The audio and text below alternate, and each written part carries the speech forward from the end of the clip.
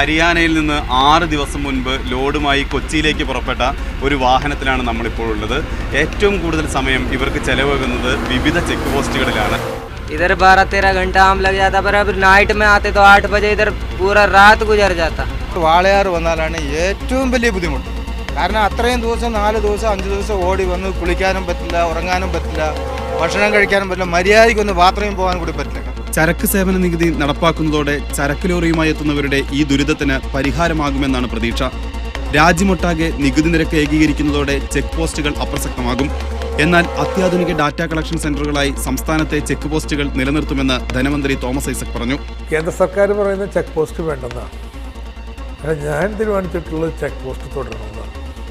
Check post എന്ന പേരുകളെ അത് ആകുമ്പോൾ തൂങ്ങണ്ട. നമ്മുടെ നാട്ടിൽ വിൽക്കുന്നതിന് നികുതി കൃത്യമായിട്ട് കിട്ടുമെന്ന് ഉറപ്പുവരുത്താനുള്ള മാർഗം കേരളത്തിലേക്ക് അതിർത്തി കടന്നു വരുന്ന മുഴുവൻ സാധനങ്ങളുടെയും കണക്ക് നമ്മുടെ കയ്യിൽ വേണം. അപ്പോൾ അത് ഇതിനു വേണ്ടി മാത്രം അവിടെ നികുതി പിരിവും ഇല്ല, കാര്യങ്ങൾ ചെക്കിങ് പോലും വെപ്പില്ല, പക്ഷേ കണക്ക് കിട്ടണം എന്താ കൊണ്ടുപോകണമെന്നുള്ളത്. സമാന്തര വഴികളിലൂടെയുള്ള നികുതി വെട്ടിപ്പ് തടയുന്നതിന് ക്യാമറകൾ സ്ഥാപിക്കും. വാളയാറിൽ നിന്ന് ക്യാമറ പേഴ്സൺ വിപിൻ ജെയിംസിനോടൊപ്പം ശ്യാംകൃഷ്ണൻ, മീഡിയ 1.